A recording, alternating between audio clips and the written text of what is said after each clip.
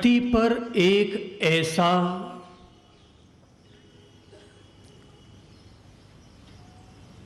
भक्त बालक हुआ है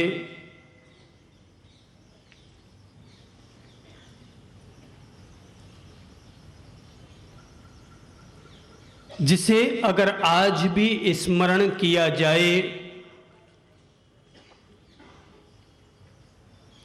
तो उसका नाम लेने मात्र से रोम राजी पुलकित हो उठती है। यह भक्त बालक हुआ है प्रहलाद।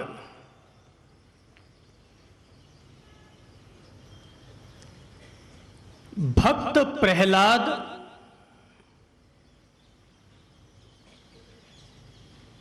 भगवान का इतना अनन्य उपासक कि अगर अपनी सांस भी लेता है तो सांसों में भी प्रभु का ही निवास हुआ करता है। प्रहलाद जितना प्रभु का भक्त, उसका पिता हिरण्यकश्यप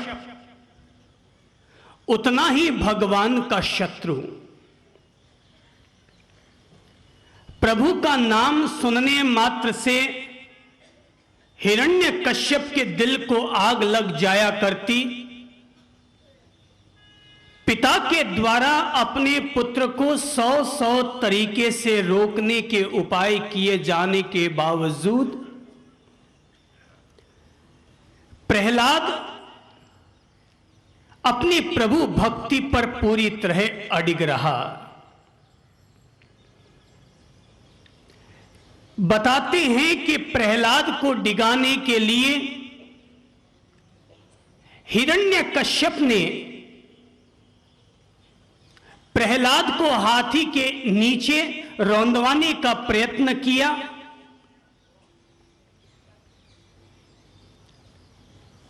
उफनती हुई नदी के बीच में फेंकने का प्रयत्न किया।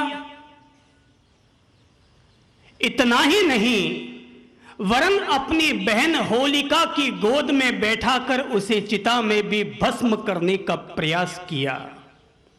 लेकिन जाको राखे साइयां मार सके ना कोई। जिस आदमी की रखवाली स्वयं प्रभु परमात्मा कर रहे हों, उस आदमी को बड़े से बड़ा देव या बड़े से बड़ा दानव भी बाल भी बांका नहीं कर सकता। आखिर जब हिरण्यकश्यप की बहन होलिका का दहन हो जाता है तो हिरण्यकश्यप इतना अधिक आग बबूला हो जाता है कि स्वयं यह निर्णय कर लेता है कि अब अगर मुझे पुत्र की हत्या का पाप लगे तो लगे, लेकिन आज मैं किसी भी हालत में प्रहलाद को बचने न दूंगा। और यह सोचकर उसने प्रहलाद पर अपनी तलवार चलाई, लेकिन तलवार धारहीन हो गई। उसने अपने महल में खड़े हुए खंबे को अपने मुष्टि के प्रहार से तोड़ा और उस खंबे से प्रहलाद पर प्रहार करना चाहा, पर जैसे ही उसने खंबे पर मुष्टि का प्रहार किया, खंबा टूटा और खंबे के टूटने के साथ ही उसमें से भगवान का नरसिंह अवतार साकार हुआ।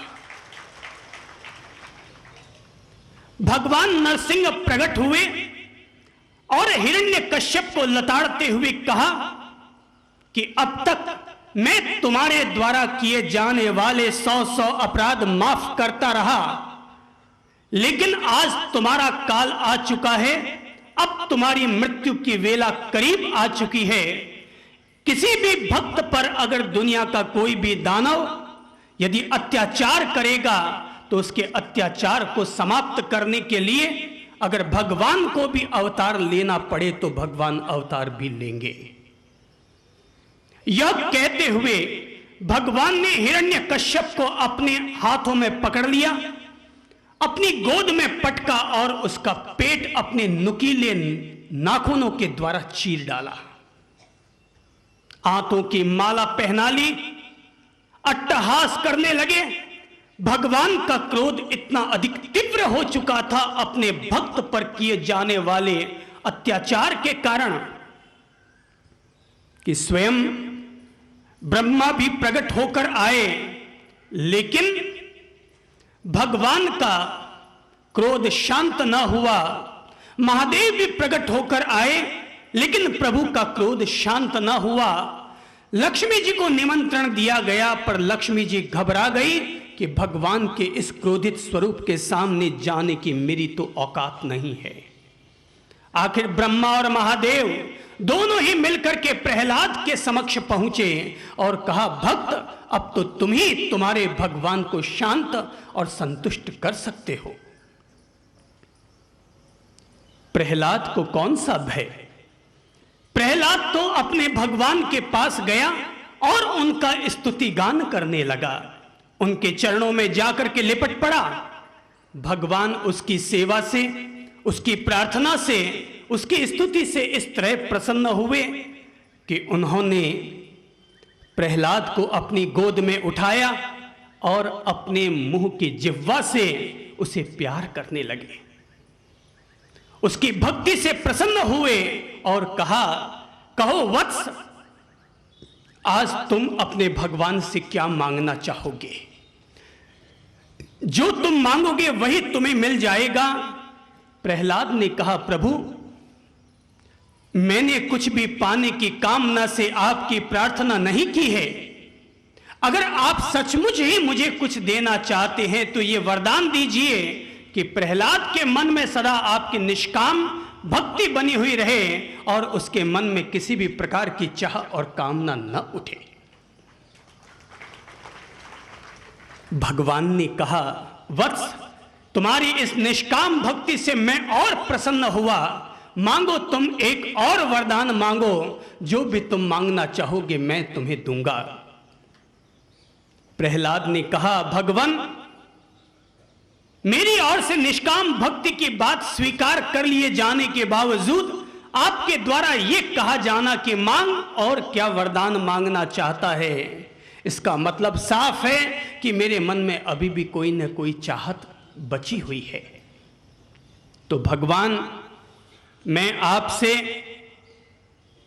यही वरदान मांगना चाहूंगा कि मेरे पिता हिरण्यकश्यप के द्वारा आपका अब तक जितना घोर अपमान हुआ है और आपके इस भक्त प्रहलाद पर जो घनघोर अत्याचार हुए हैं और इन अत्याचारों और अपमान के कारण उनके जो पापों के अनुबंध बंधे हैं, मैं चाहता हूं प्रभु कि आप मेरे पिता के उन सारे पापों को माफ कर दें।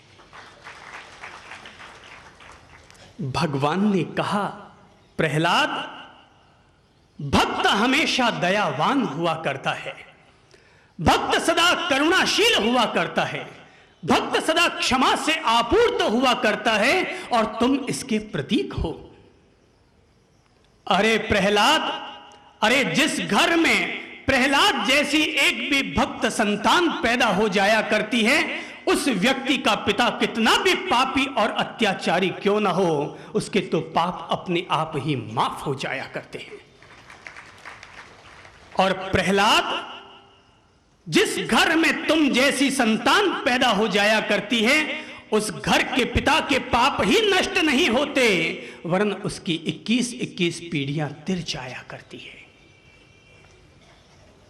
जिस घर में एक दुष्ट संतान का जन्म होता है, उस संतान के कारण उसकी 21 पीढ़ियां डूब जाया करती हैं। और जिस घर में ध्रुव, प्रहलाद और नचिकेता जैसी एक संतान पैदा होती है, तो एकमात्र इस कारण से उसकी 21 पीढ़ियां तिर जाया करती हैं।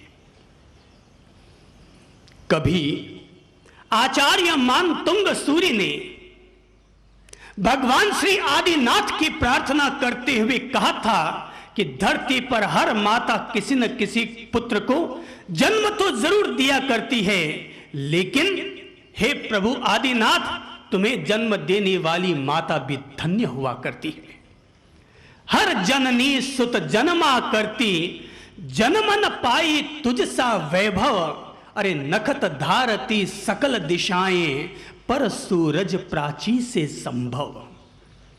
हर जननी सुत जन्मा करती, हर मां एक संतान को जरूर पैदा करती है, लेकिन हे प्रभु आदिनाथ, तुम्हारे जैसे वैभव को जन्म देने वाली माता तो केवल मरुदेवी ही हुई है। माना कि आसमान में हर दिशा तारे और सितारों को धारण करती है, लेकिन सूरज को धारण करने वाली दिशा तो एक अकेली पूरब ही हुआ करती है।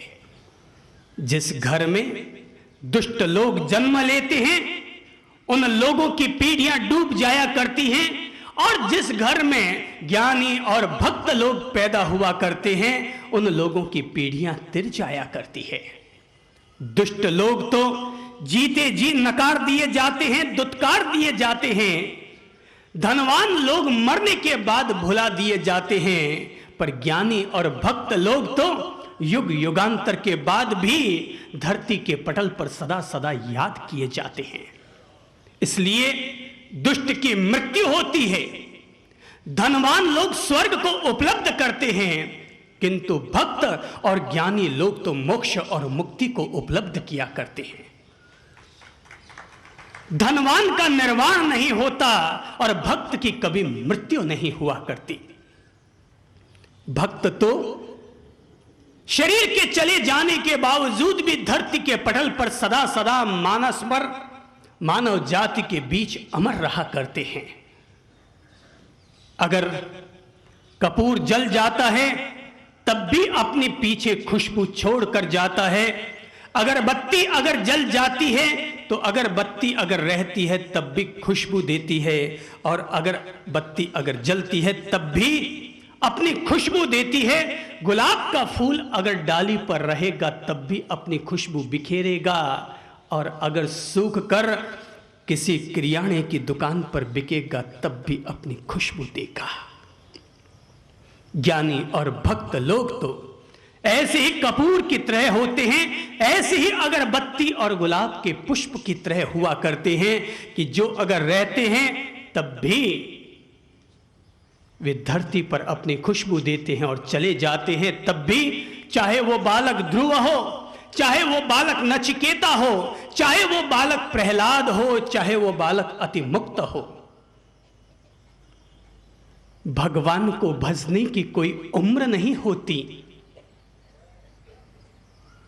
किसी भी व्यक्ति के द्वारा अगर किस्मत साथ दे दे तो शायद वो 2 साल में करोड़पति हो सकता है, लेकिन ज्ञानी होने के लिए आदमी को पूरा जीवन लगाना पड़ता है। ज्ञानी होने के लिए आदमी को पूरा जीवन लगाना पड़ता है। पर मेरे भाई, किसी आदमी को भक्त होने के लिए अपने आप को ही पूरी तरह मिटा डालना पड़ता है कि अब मैं नहीं, अब तो केवल तू ही है। मुझ में भी तू है और तुझ में भी तू है। मेरा मैं जब गिरता है तब ही वो साकार होता है। बाधक बनता है मैं और मेरा, और जब मैं ना रहा और मेरा ना रहा, वरन सब कुछ उसी का हो गया, वहां पर भक्त की हर इच्छा प्रभु की इच्छा हुआ करती है, और प्रभु की हर व्यवस्था भक्त के द्वारा स्वीकार हो जाया करती है। ये तो प्रभु का मार्ग है, और प्रभु के मार्ग पर प्रहलाद जैसे लोग यही प्रार्थना करेंगे, प्रभु तू मेरे पिता को माफ कर। जीसस ने मरने से पहले जिन लोगों ने उन्हें सलीब पर चढ़ाया था, उनके लिए जीसस ने केवल इतनी सी ही प्रार्थना की थी कि हे प्रभु तू इन्हें माफ कर, क्योंकि ये नहीं जानते कि ये क्या कर रहे हैं।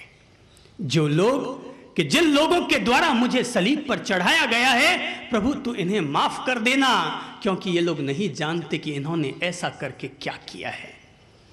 जब भगवान श्री महावीर के कानों में कीले ठोकी गई तो महावीर ने कोई इसका विरोधाभास न किया, कोई भी प्रतिरोध न किया, केवल कीले ठोकने के प्रति इतना सा ही शब्द कहा कि हे प्रभु अरे आज इन्होंने मेरे कानों में कीलें ठोकी हैं, अरे मैं तो इन्हें बर्दाश्त कर गया, पर जब इन कर्मों का उदय आएगा और इस ग्वाले के कान में वापस जब कीलें ठुकेंगी तो ये बेचारा कैसे इसे बर्दाश्त कर पाएगा। ये बेचारा आखिर इसे बर्दाश्त कैसे कर पाएगा। कोई भी व्यक्ति की जिनके भीतर ऐसी भक्ति की हिलोर जग जाया करती है, वे तो सदा सदा दयावान और क्षमाशील हो जाया करते हैं। स्वयं पर अत्याचार करने के बावजूद प्रहलाद जैसे लोग यही कहते हैं, हे प्रभु, अगर तुम मुझे वरदान देना चाहते हो तो मेरे पिता के पापों को माफ करो। इस्लाम धर्म की एक महान साध्वी हुई है जिसका नाम है राबिया वसी। मैं इस साध्वी का बहुत सम्मान करता हूं। राबिया वसी के जीवन की इतनी बेहतरीन घटनाएं और कहानियां हैं कि जब जब भी इन कहानियों को पढ़ते हैं तो रोमराजी पुलकित हो जाती है। और मैं वो घटना कहता हूं कि जो घटना राबिया वसी के शुरुआती दिनों की है।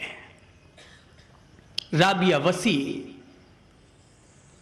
एक मालिक के घर में गुलाम थी, बिक गई थी।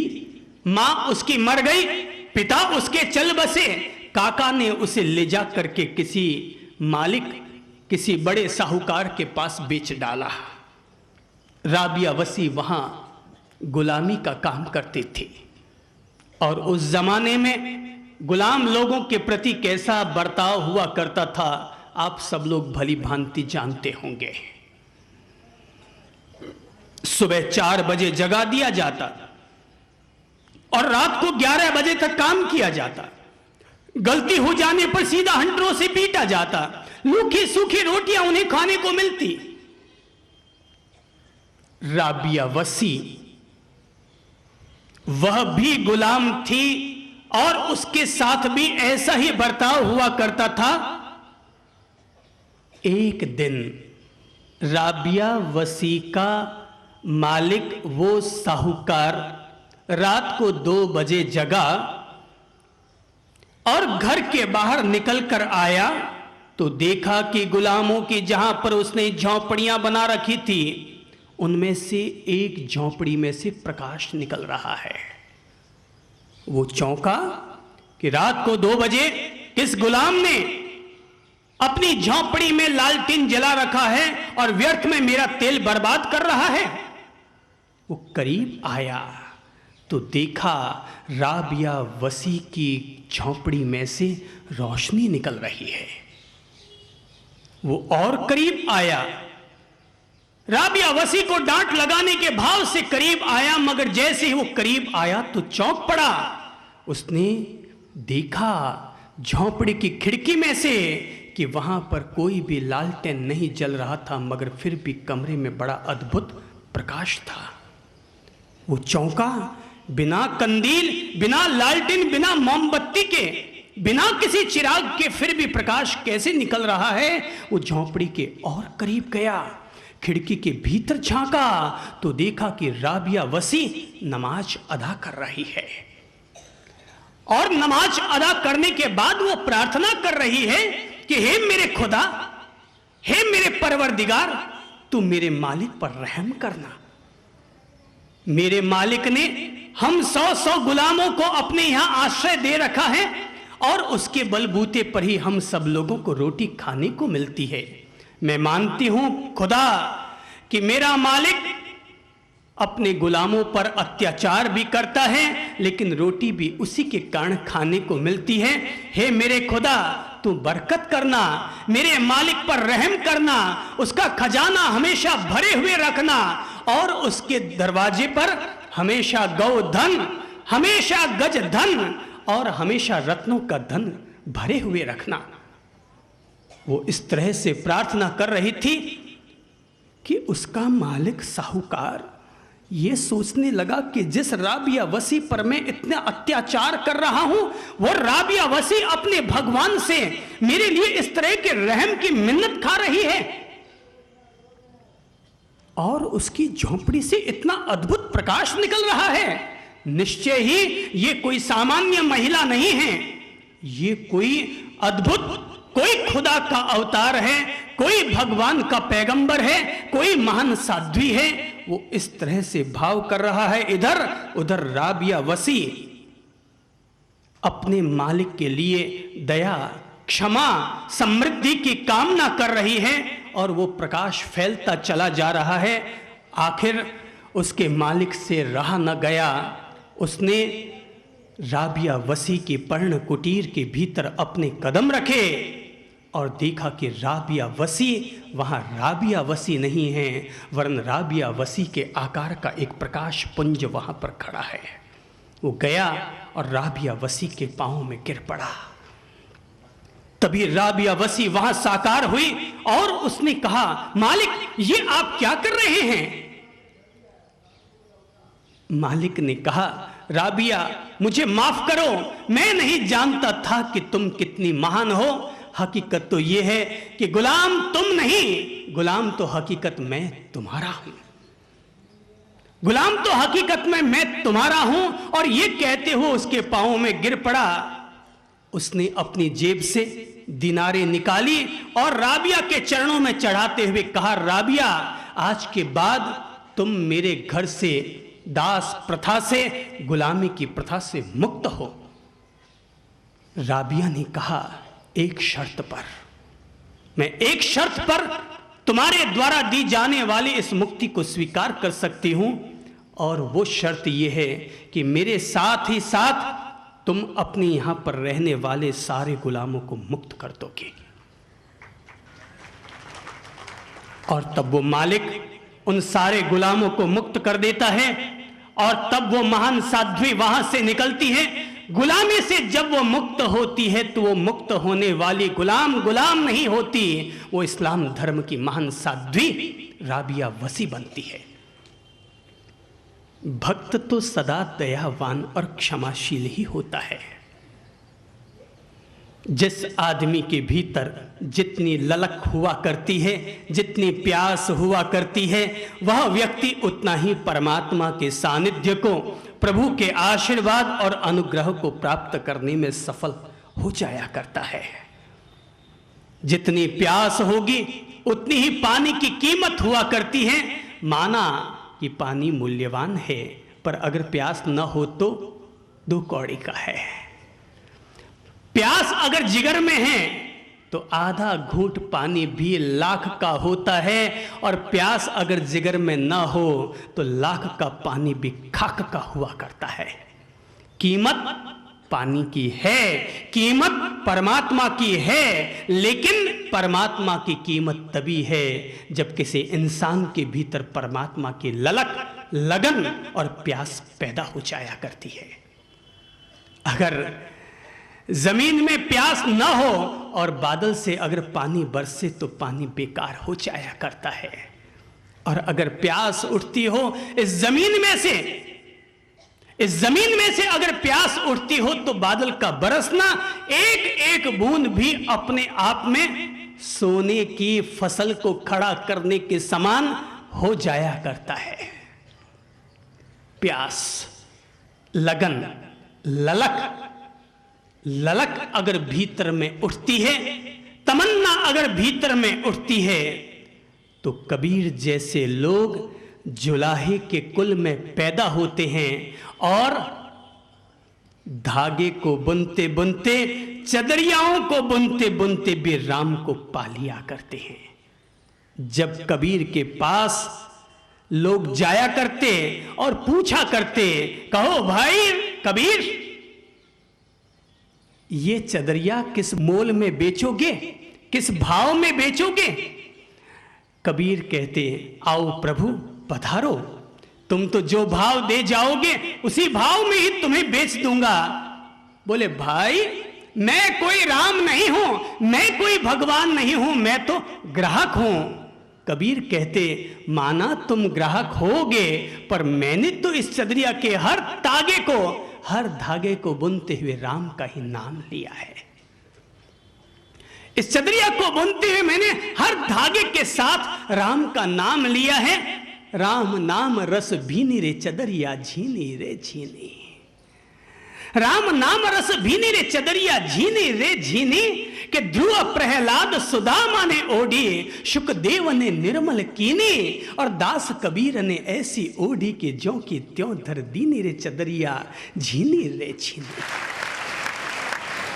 मैंने तो इसके धागे को एक एक ताने को बुनते हुए प्रभु का नाम लिया है। मेरे भाई, अगर बहनों तुम लोग भोजन भी बनाओ और भोजन को बनाते वक्त अगर चम्मच भी हिला रहे हो और चम्मच को हिलाते हुए भी अगर प्रभु का नाम लेते हो, तो वो भोजन बनाना नहीं होगा, वो भोजन बनाना भी प्रभु का भोग चढ़ाना हो जाएगा। अगर खुद खाओगे तो रोटी रोटी रह जाएगी, भोजन हो जाएगा। और अगर खाना खाने बैठो, सामने थाली आई, हाथ जोड़ा और अंतर मन से प्रार्थना की, लो प्रभु जी भोग अपना स्वीकार करो, और ये मानते हुए अगर भोजन ग्रहण करोगे, वो भोजन तुम्हारे पेट में नहीं जाएगा, वो भोजन सीधा 3 त्रिलोकी नाथ के पेट में चला जाएगा। और मैं समझता हूं, अगर कोई आदमी ये भाव अपने भीतर साकार करेगा, मेरे जीवन का ईमान यही है कि मैं जब भी भोजन करता हूं तो मुझे ये नहीं लगता कि भोजन मैं कर रहा हूं। भोजन करने बैठता हूं, प्रभु का स्मरण करता हूं, प्रणाम समर्पित करता हूं और इतना सही भाव रखता हूं, लीजिए प्रभु अर्घ्य स्वीकार कीजिए, और फिर खाना खाना शुरू कर देता हूं। और खाना खाते वक्त अगर लगता है कोई स्वाद ठीक नहीं है तो कह देता हूं, भैया भगवान को स्वाद पहले चख लो, उसके बाद में खिलाया करो, ढंग से चख लिया करो, फिर भगवान को खिलाया करो, क्योंकि हमारी ओर से जो भगवान को अर्घ्य समर्पित किया जाए उसमें कोई तरह की कमी नहीं रहनी चाहिए। 56 भोग चढ़ाओ उसे। प्रभु के नाम पर अगर भोजन करो तो भोजन भी भोग बन जाता है। कबीर जुलाहे कुल में पैदा हुए, गोरा जाति का कुमार, रैदास जाति के मोची, मगर गोरा जब भी घड़ा बनाता तो घड़ा बनाते बनाते ही गोरे ने अपने आप को बना लिया था। और रैदास कि जिनके नाम से दुनिया में यह कहावत मशहूर हुई थी कि मन चंगा तो कठौती में गंगा, ऐसा आदमी जाति का मोची कि जिस आदमी के नाम से ये कहावत मशहूर हुई कि मन चंगा तो कठौती में गंगा, जब राजा ने कहा था कि मैं गंगा स्नान करने के लिए जा रहा हूं, तुम्हें भी चलना हो तो तुम भी चल लो, तो रैदास ने कहा था मन चंगा तो कठौती में गंगा। और ये कहते हुए उसने पास में पड़ी थी कठौती और उसमें अपना जूता डुबाया और जूता डुबा करके उसमें से जल निकाला और राजा से कहा, राजन अगर तुम्हें गंगा जल का आचमन करना हो तो मेरे इस कठौती के जल से कर लो। और तब दुनिया समझ ना पाई और राजा जाता है गंगा जी में अवगाहन करने के लिए, लेकिन जब वहां पर खड़े होकर स्तुति पाठ करता है, गंगा जी प्रकट होकर आती है, कहती है मांगो भक्त, क्या मांगना चाहते हो? बोले मैं शुद्ध गंगा जल मांगना चाहता हूं।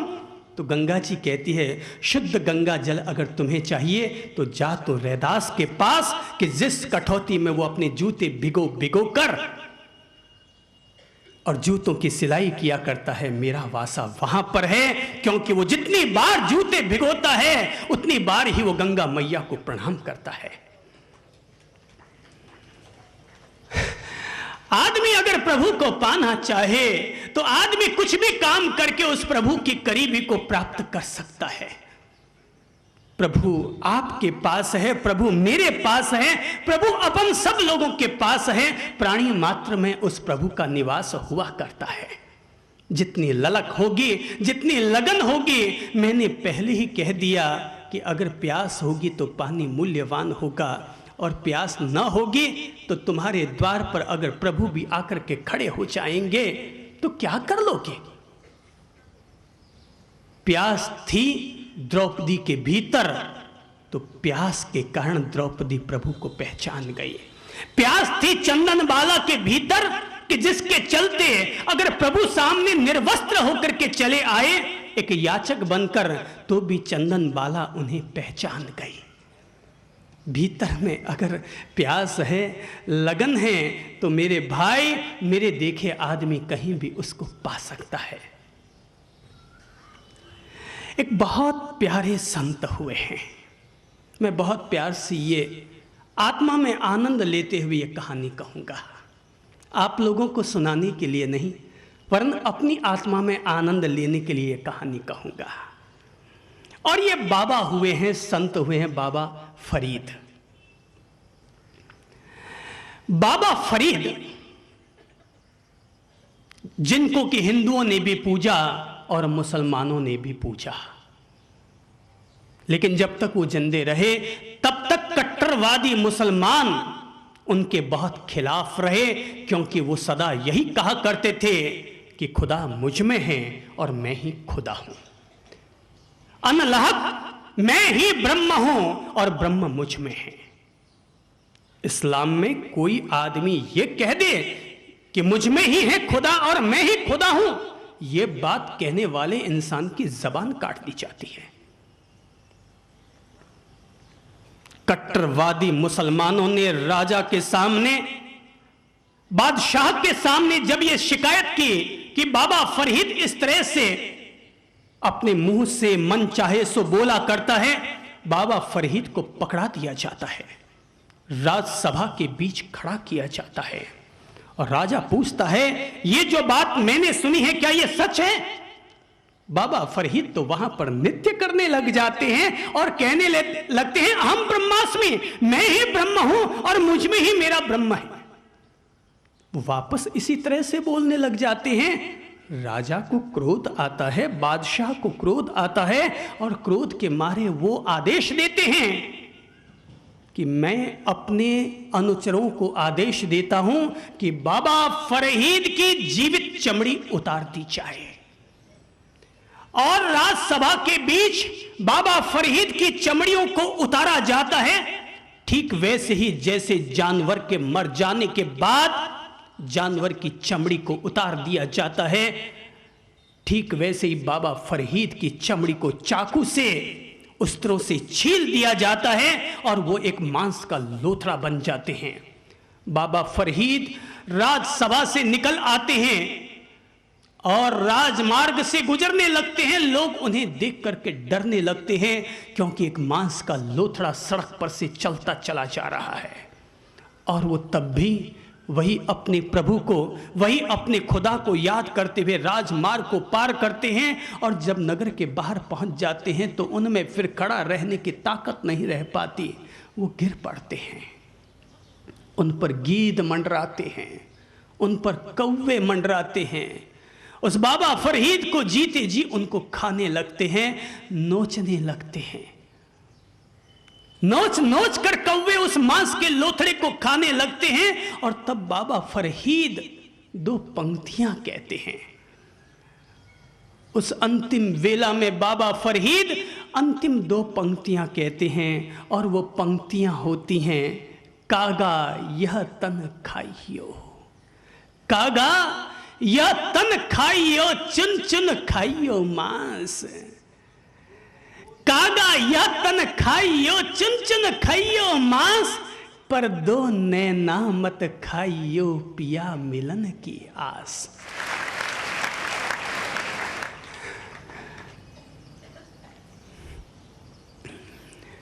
कागा यह तन खाइयो, चुन चुन खाइयो मांस, दो नैना मत खाइयो, पिया मिलन की आस। हे कौवों, तुम मेरे शरीर को नोच नोच कर खा जाना, पर मेरे इन दो आँखों को अंतिम क्षण तक भी छोड़ देना, ताकि अगर अंतिम पल में भी मेरे प्रियतम का दीदार मुझे दिख जाए तो मेरा ये सारा त्याग धन्य हो जाएगा, ये मेरा चमड़ी उतरवाना धन्य हो जाएगा, मेरा संन्यास लेना धन्य हो जाएगा। और कहते हैं वो इन्हीं दो पंक्तियों को गुनगुनाते गुनगुनाते बेहोश हो जाते हैं, मगर जब सुबह उठते हैं तो देखते हैं उनका शरीर जैसा पहले था उससे भी ज़्यादा दिव्य हो चुका है और उनकी चमड़ी वापस आ चुकी है। और तब बाबा फरीद वहां से खड़े होते हैं, उनका पूरा शरीर प्रकाश से भर उठता है और तब राजसभा तक उसका प्रकाश पहुंचता है और तब राजा को अपने किए का प्रायश्चित होता है। और बाबा फरीद तब भी यही कहते हैं, राजन मेरे मन में तुम्हारे प्रति कोई क्रोध नहीं है, हकीकत तो ये है कि मैं तुम्हारा एहसानमंद हूं कि तुमने मेरी चमड़ी उतरवाई और आखिर प्रभु के दीदार मुझे दिखाए। मैं तो तुम्हारा ऋणी हूं। याद तो अपन सब लोग भी प्रभु को करते हैं, याद तो अपन भी सब लोग प्रभु को करते हैं, मगर प्रभु की याद हमारे जीवन में बिल्कुल अंतिम चरण में है। आप लोग कबीर का वो दोहा गाया करते हैं ना, सुख में सबको याद है कि सुख में सुमिरन सब करे। उल्टा बोल गए ना, दुख में सुमिरन सब करे और सुख में करे ना कोई, और जो सुख में सुमिरन करे तो दुख काहे को होए। एक बार सब लोग वापस बोल लो, दुख में सुमिरन और सुख में करे ना, और जो सुख में सुमिरन करे तो दुख काहे को होए। अगर कोई व्यक्ति सुख में ही सदा उसका सुमिरन करता रहेगा तो उस आदमी को भला दुख कहाँ से आएगा। लेकिन इंसान सुख में तो रमा को याद करता है और दुख में रामा को याद करता है। सुख आता है तो पत्नी को याद करता है और दुख आता है तो परमेश्वर को याद करता है। और अगर यही धरती का सत्य है तो मैं भगवान से प्रार्थना करूंगा कि भगवान हर इंसान को थोड़ा बहुत दुख तो देते रहना, ताकि वो तुम्हें कभी न भूल पाए। क्योंकि इंसान सुख में तो सदा सदा उसे भूल जाया करता है, और जब दुख में ही वो याद आता है तो फिर हर जीवड़े के साथ थोड़ा बहुत दुख तो हमेशा रहना चाहिए, ताकि आदमी उसको भूल ना पाए। मुझे बाबा हुसैन की एक बात सदा सदा याद रही है, और बाबा हुसैन ने बड़ी 2 पंक्तियां कही थी, पवित्र पंक्तियां, जो मैं भी सदा याद रखता हूं और आप भी सदा याद रखिएगा। और उन्होंने कहा था कि हे प्रभु, अरे जब हम तेरी सेवा और भक्ति कर रहे होते हैं, तेरा भजन कर रहे होते हैं, तब तो हम थोड़े से इंसान कहलाने के काबिल होते हैं। बाकी तो हमसे वो गली के कुत्ते कहीं ज़्यादा अच्छे होते हैं, जो मालिक की रोटी खाते हैं और मालिक की हाजिरी बजाते हैं। जो मालिक की रोटी खाते हैं और मालिक की हाजिरी बजाते हैं। हम रोटी तो खाते हैं मालिक की और मालिक के नाम की, मगर हाजिरी उसकी पूरी नहीं बजा पाते हैं। और अगर बाबा, ओ मेरे बाबा, अगर प्रभु के नाम की रोटी तुम्हें खाने को मिलती है और अगर हाजिरी नहीं बजा पाते, तो याद रखना कि हमसे तो गली के वो कुत्ते कहीं ज़्यादा अच्छे होते हैं, जो मालिक की रोटी खाते हैं और मालिक के आगे फिर जाकर के दुम हिलाया करते हैं। मालिक के आगे जाकर दुम हिलाया करते हैं। आदमी याद तो करता है, प्रभु को याद करता है। कब याद करता है? विद्यार्थी तब याद करता है जब परीक्षा नज़दीक आती है। विद्यार्थी तब याद करता है जब परीक्षा नज़दीक आती है। और गरीब कब याद करता है? जब पेट में भूख लगी होती है तो भगवान याद आते हैं। और चोर कब याद करता है? हैं? चोरी में पकड़े जाने पर चोर याद किया करता है। और पैसे वाला आदमी भगवान को कब याद करता है? हैं? जब क्या हो जाता है? कोई पैसे वाला बताओ भाई, अनुभव की बात बताइएगा, सुनी सुनाई बात मत बताइएगा। कोई धनी आदमी बताए कि उसको प्रभु जी कब याद आते हैं। मेरी समझ से तो मैं आज तक जितने पैसे वालों के करीब आया हूं, तो मैंने देखा है जब जब आदमी हॉस्पिटल में भर्ती होता है ना पैसे वाला, तब तब उसको महाराज जी भी याद आते हैं, गुरु जी भी याद आते हैं और भगवान जी भी याद आ जाते हैं। और नेताजी को भगवान कब याद आते हैं? कब याद आते हैं? चुनाव, इलेक्शन आता है तो उसको भगवान जी याद आते हैं। भगवान बेड़ा पार लगा देना। हर कोई आदमी तब तब भगवान को याद किया करता है जब जब उसके पास मुसीबत की वेला आती है। इंसान 3 कारणों से भगवान को याद करता है। या तो मुसीबत में पड़ जाए, दुख में पड़ जाए तो आदमी भगवान को याद करता है, और या फिर आदमी भगवान को याद करता है जब कोई भय से ग्रस्त होता है तो आदमी भगवान को याद करता है, भगवान बचाओ बचाओ। और या फिर इंसान भगवान को याद करता है जब कोई खुदगर्जी पड़ जाती है, स्वार्थ का काम आ जाता है, तो उसे निकालने के लिए आदमी भगवान को याद करता है। भगवान कब याद करते हैं अपन? हैं 3 स्थितियों में। कौन कौन सी? पहली स्थिति कौन सी? दुख में, दूसरी डर में, और तीसरी स्वार्थ में। 3 कारणों से आदमी भगवान को याद किया करता है। पर भगवान 3 लोगों को नापसंद भी करते हैं। भगवान 3 लोगों को नापसंद भी करते हैं। उनमें पहला है दुराचारी। दुराचारी लोगों को भगवान पसंद नहीं करते, और दुराचारी में भी अगर कोई संत होकर के भी दुराचार करता है तो भगवान उसको तो कतई पसंद नहीं करते। भगवान जिस दूसरे को पसंद नहीं करते उसका नाम है कंजूस।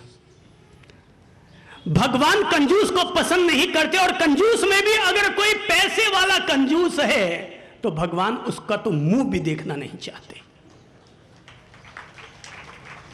और भगवान जिस तीसरे को पसंद नहीं करते वो है अन्यायी आदमी को भगवान कभी भी पसंद नहीं करते।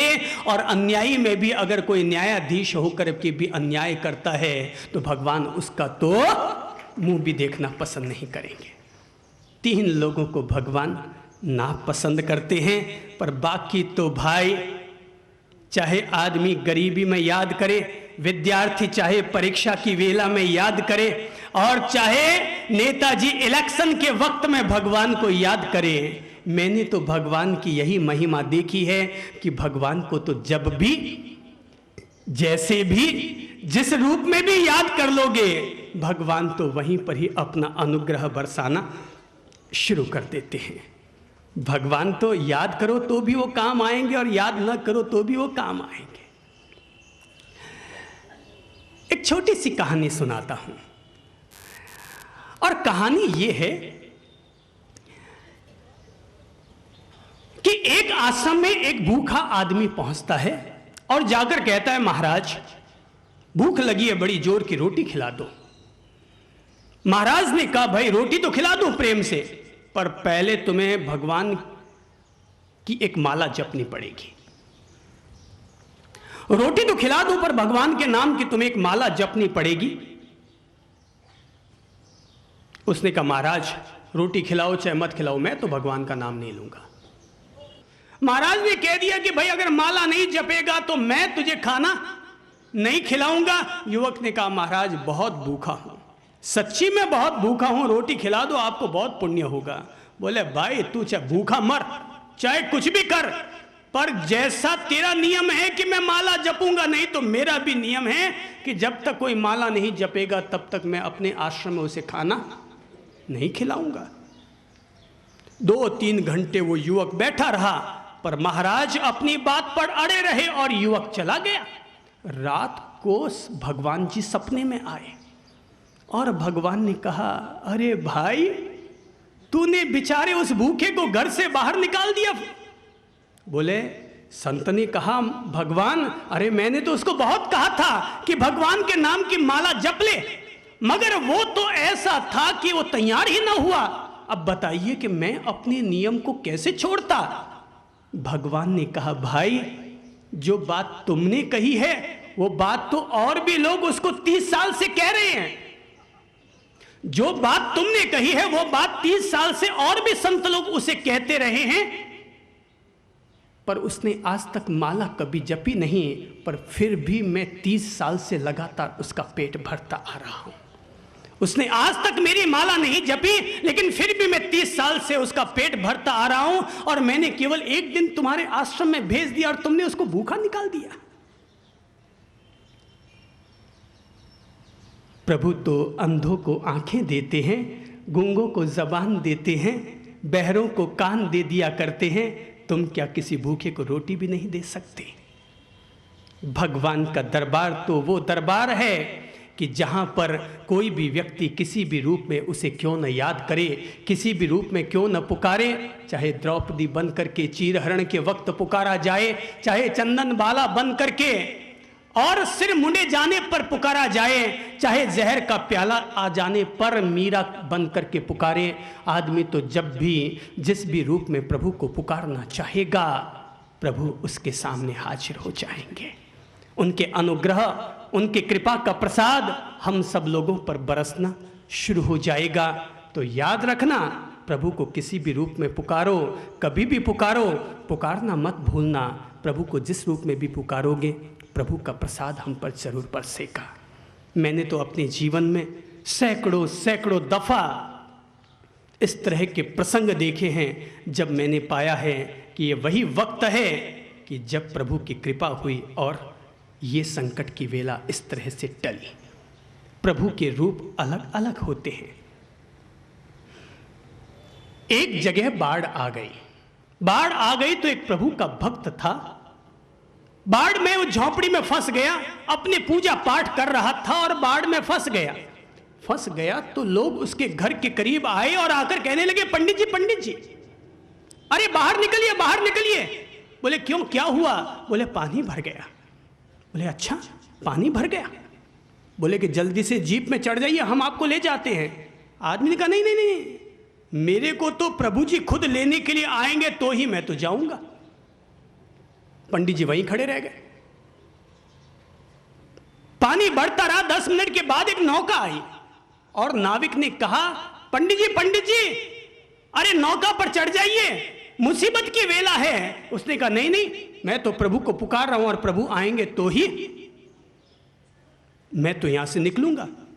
वो ना निकला और आधे घंटा के बाद हेलीकॉप्टर उड़ता हुआ आया और पंडित जी को आवाज लगाई, पंडित जी आ जाइए और हेलीकॉप्टर को पकड़ लीजिए। उसने कहा हेलीकॉप्टर जाए भाड़ में, अरे मैं तो प्रभु जी आएंगे तो ही चढ़ूंगा, बचूंगा।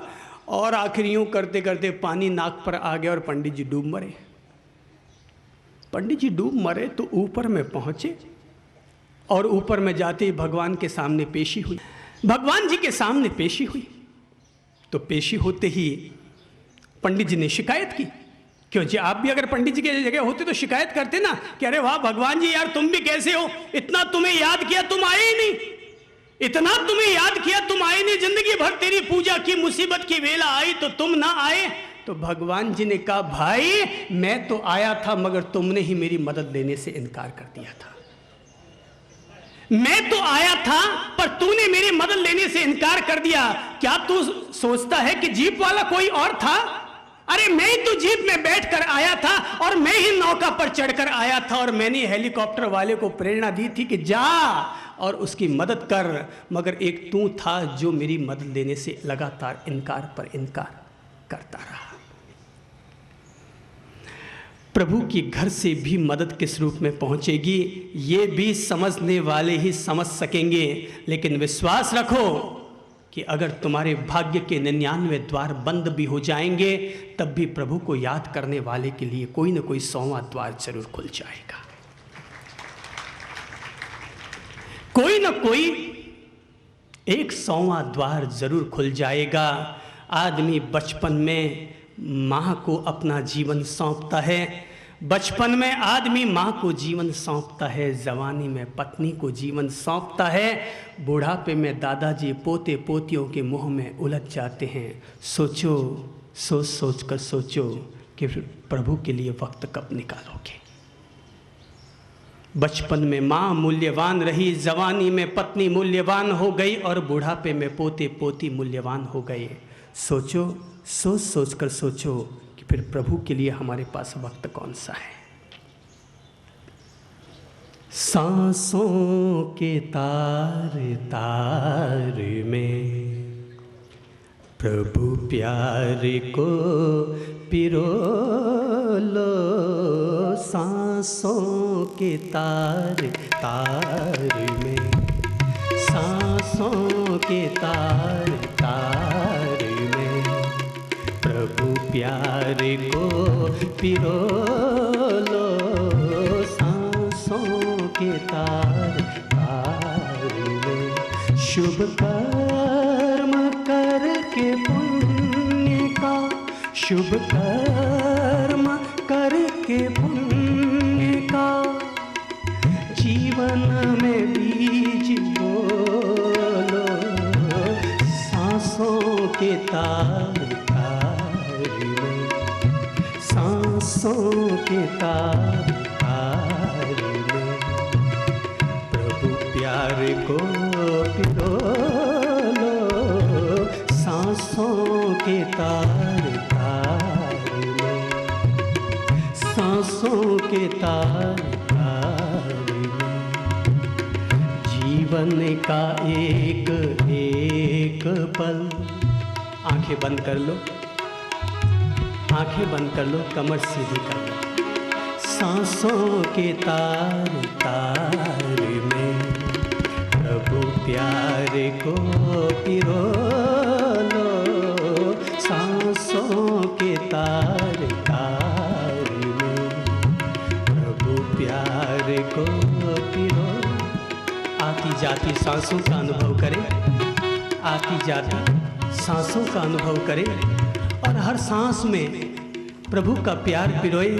अरे प्रभु सांस देता है तो सांस चल रही है, और प्रभु अगर सांस देना बंद कर दे तो सांस भी बंद हो जाए। सांसों के तार तार में प्रभु प्यार को पिरो लो, सांसों के तार तार में जीवन का एक एक पल अनमोल है खजाना, जीवन का एक एक पल अनमोल है खजाना, इनमें से एक पल भी नहीं लौट के आना, इनमें से एक पल भी नहीं लौट के आना। आनंद रस से अपना, आनंद रस से अपना अंतःकरण भिगो लो, अंतःकरण भिगो लो, सांसों के तार तार में प्रभु प्यार को पिरो लो, सांसों के तार तार में, सांसों के तार तार में।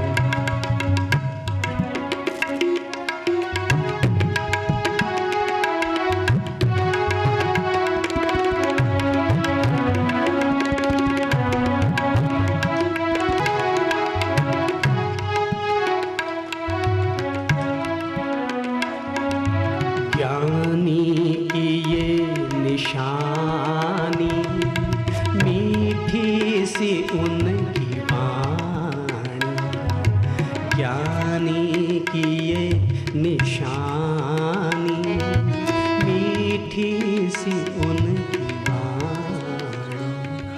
केवल सुने ही नहीं, पिए, जिए, गुनगुनाएं, अंतर मन को देखते रहें, सांसों का आनंद लेते रहें और पिरोते रहें। ज्ञानी की ये निशानी,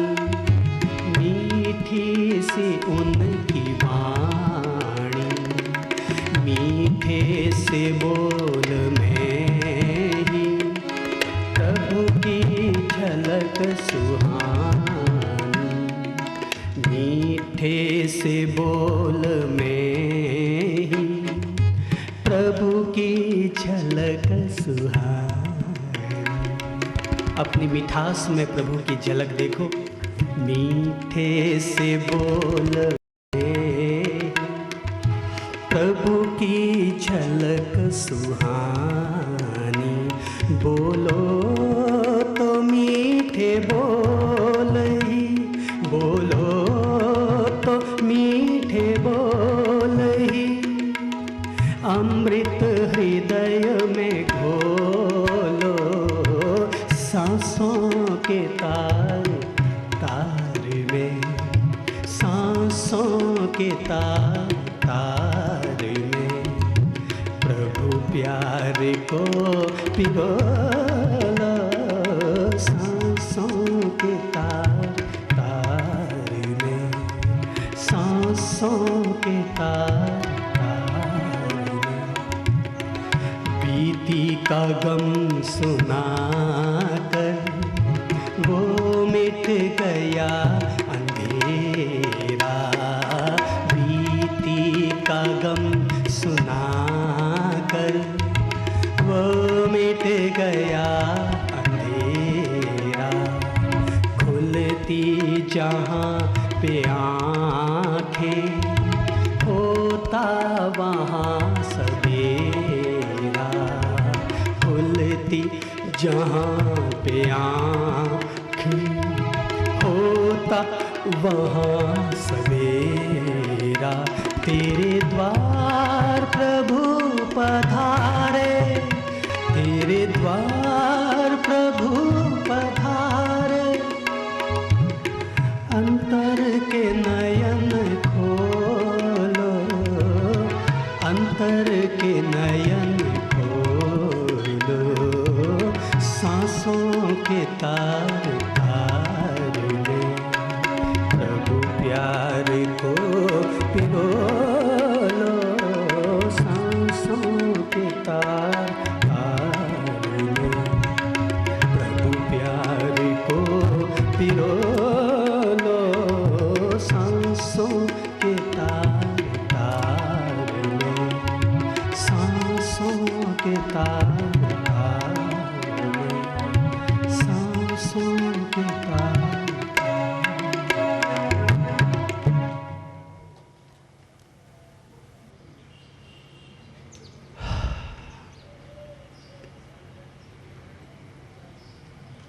सांसों के तार तार में प्रभु प्यार को पिरो लो, अपनी हर सांस में, दिल की हर धड़कन में उसको पिरो लो।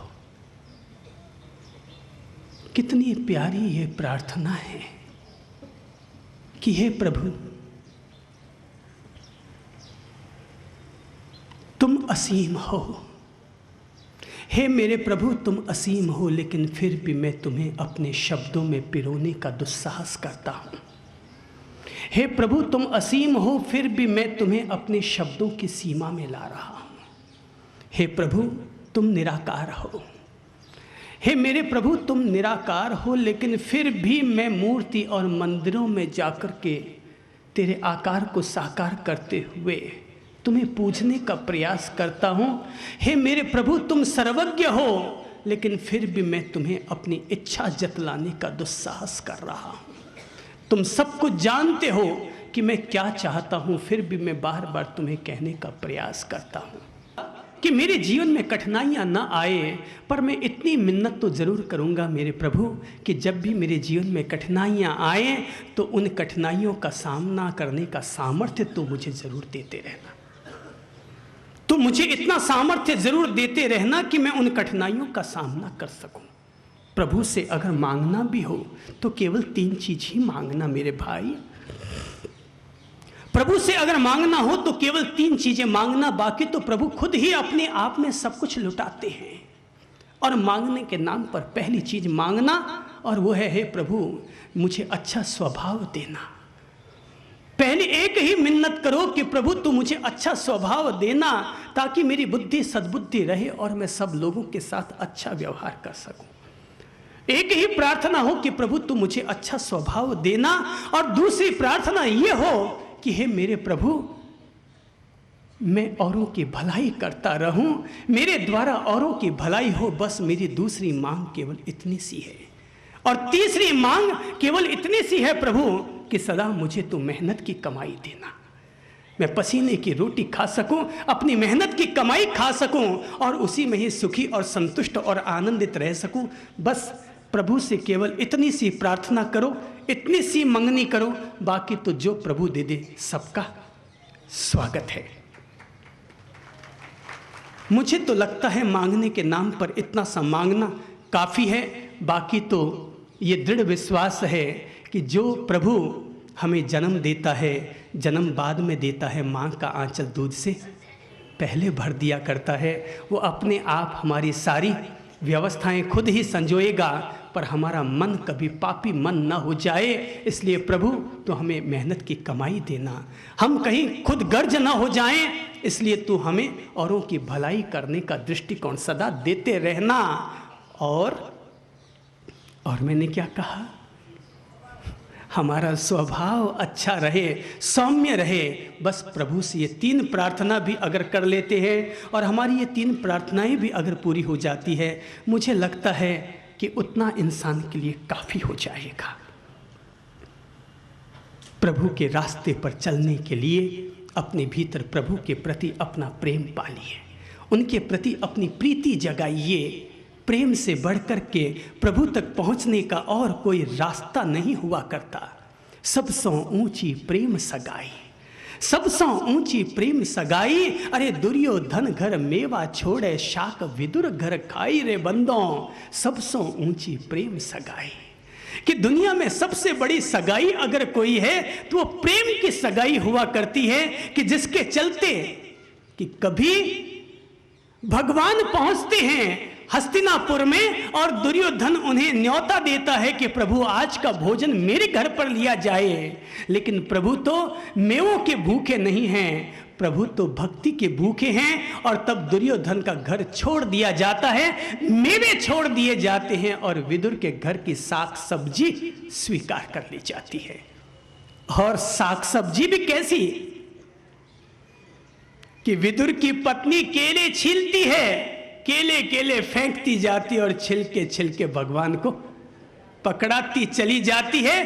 अरे साग सब्जी भी कैसी कि शबरी बेर चक चक करके भगवान को खिलाती है, और भगवान भी भक्ति के ऐसे, प्रेम के ऐसे भूखे कि झूठे बेर भी खाना पसंद कर लेते हैं। झूठे बेर भी शबरी के बेर दुनिया में मशहूर हो जाता है। श्रद्धा किसकी? शबरी की। और विदुर की पत्नी जब भगवान को केले खिलाती है तो लगातार भगवान को देखने में इतनी तल्लीन हो जाती है कि केले तो नीचे गिर रहे और छिलके वो आगे पकड़ाती जा रही है, और भगवान भी उन छिलकों को प्रेम से खाते चले जा रहे हैं। तभी तो मैंने कहा सबसे ऊंची प्रेम सगाई, दुर्योधन घर मेवा छोड़े और शाक विदुर घर खाई रे बंधों, सबसे ऊंची प्रेम सगाई।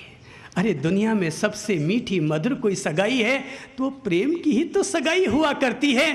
प्रेम में जहाँ लैला मजनू और हीर रांझा की विरह व्यथाएं हैं, वहीं नेमी राजुल की वैराग्य कथाएं भी छिपी हुई हैं।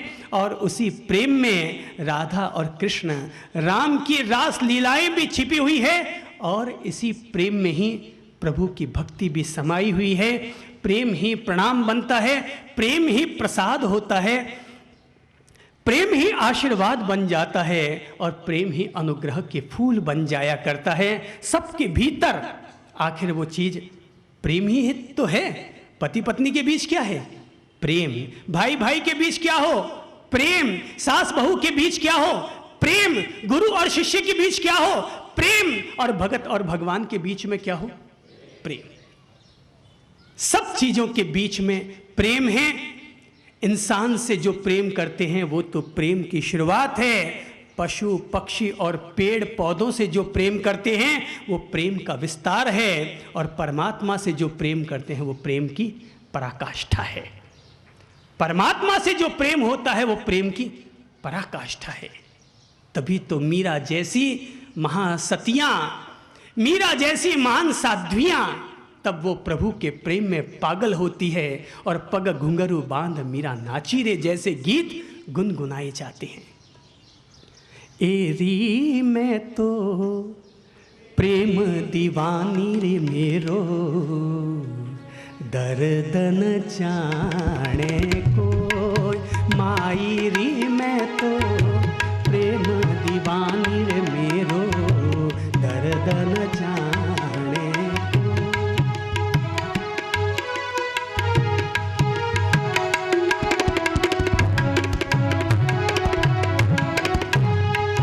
माई री मैं तो प्रेम दीवानी मेरो, दर्द न जाने को, माई री मैं तो। सभी गुनगुनाएंगे और आनंद लेंगे। ये गीत मैं अपने लिए भी गा रहा हूँ, और ये गीत मैं माँ मीरा को राजस्थान की इस पवित्र माटी के द्वारा समर्पित कर रहा हूँ। ये गीत गांधी मैदान के सत्संग प्रेमियों के द्वारा समर्पित कर रहा हूँ।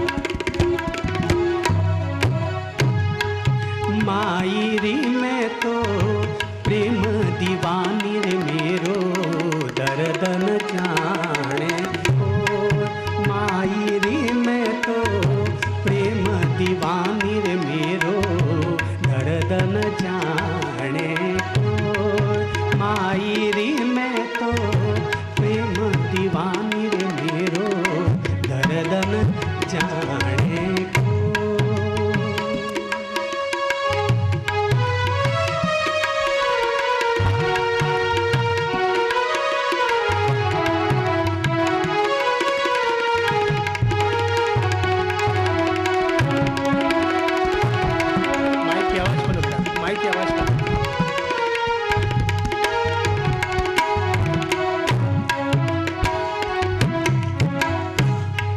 माई री मैं तो प्रेम दीवानी रे मेरो, दर्द न जाने को, दर्द न जाने मरम न जाने, दर्द न जाने मरम न जाने, दर्द न जाने मरम न जाने, दर्द न जाने को, माई री मैं तो प्रेम दीवानी रे मेरो, दर्द न जाने को, माई री मैं तो प्रेम दीवानी रे मेरो, दर्द न जाने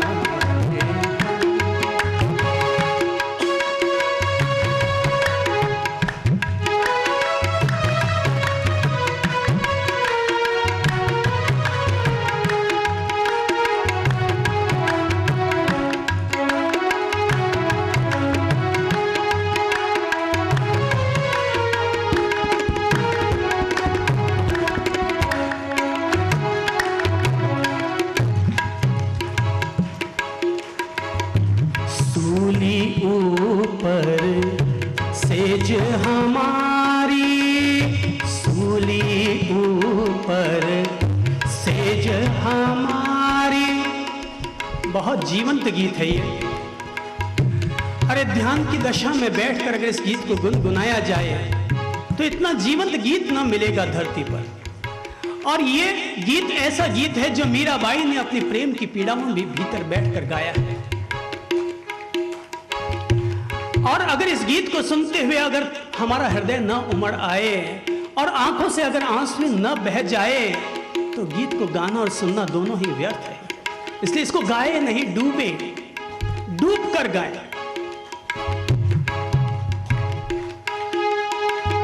सूली ऊपर सेज हमारी, सूली ऊपर सेज हमारी, किस विध सोना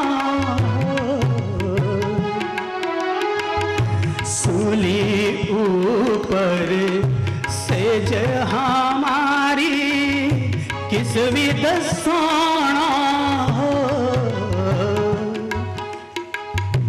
गगन मंडल में सेज प्यारी, गगन मंडल में सेज प्यारी, गगन मंडल में सेज प्यारी किस विध मिलना हो। मायरी मैं तो प्रेम दीवानी मेरो करधन जाने को। मायरी मैं तो प्रेम दीवानी रे मेरो करधन जाने को। मायरी मैं तो प्रेम दीवानी मेरो करधन जाने को। अपने हाथों को करताल बना लो, खुद को सूरदास बना लो, खुद को मीराबाई बना लो। अरे व्यक्ति मत बनकर मत गाओ, खुद ही मीरा बनो और खुद ही गुनगुनाओ। मायरी मैं तो प्रेम दीवानी करधन जाने को। मायरी मैं तो प्रेम दीवानी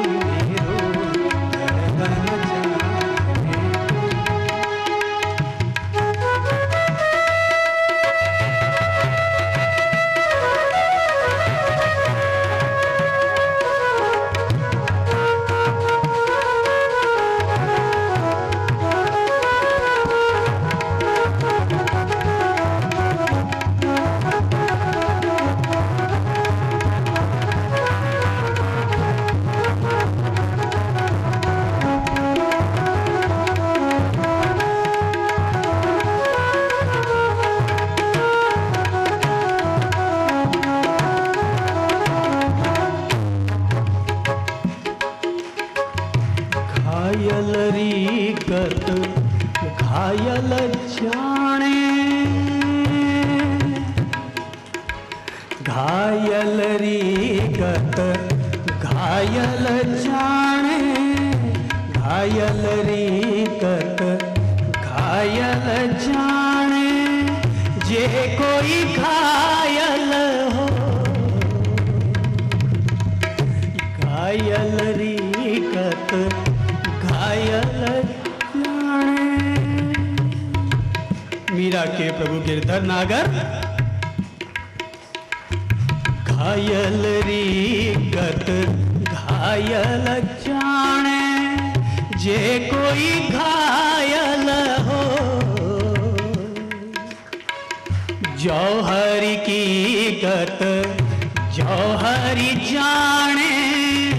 मीरा रीगत जौहरी जाने।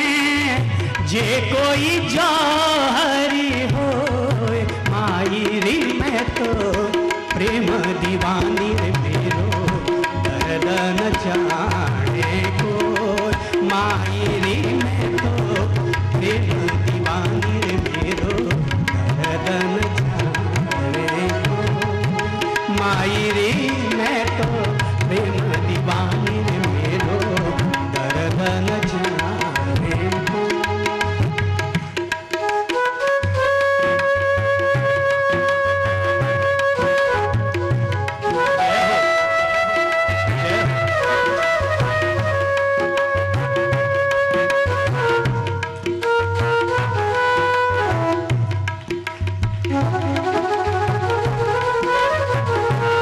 क्या बांसुरी है, ऐसे लगता है जैसे कान्हा कन्हैया ही बजा रहा हो।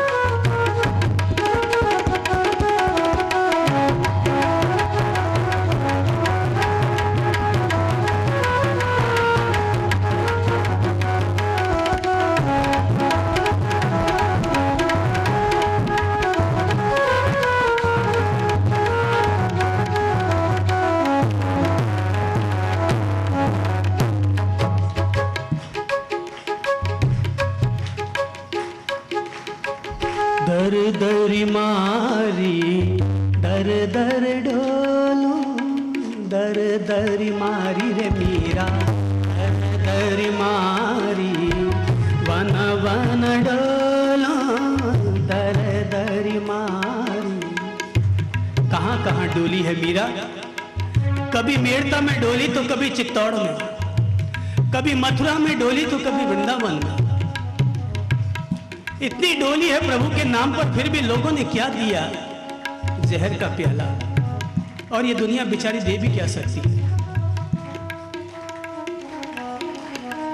दर दरी मारी दर दर डोलो रे डोलो दर दरी मारी दर दर डोलो बैद मिलो रे नहीं को। दर दरी मारी रे मीरा बन बन डोलो बैद मिलो रे नहीं को। मीरा के प्रभु मीरा की प्रभु पीर मिटेगी जद। मीरा री प्रभु पीर मिटेली जद बैद सावरियो।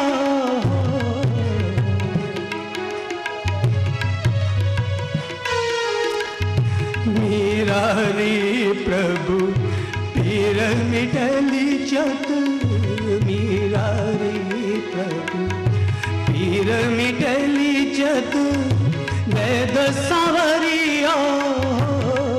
मायरी मैं तो प्रेम दीवानी मेरो हरदम जाने को।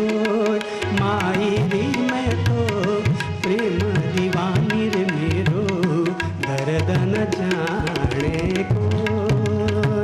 दर्दन जाने रे दुनिया मरम न जाने रे दुनिया।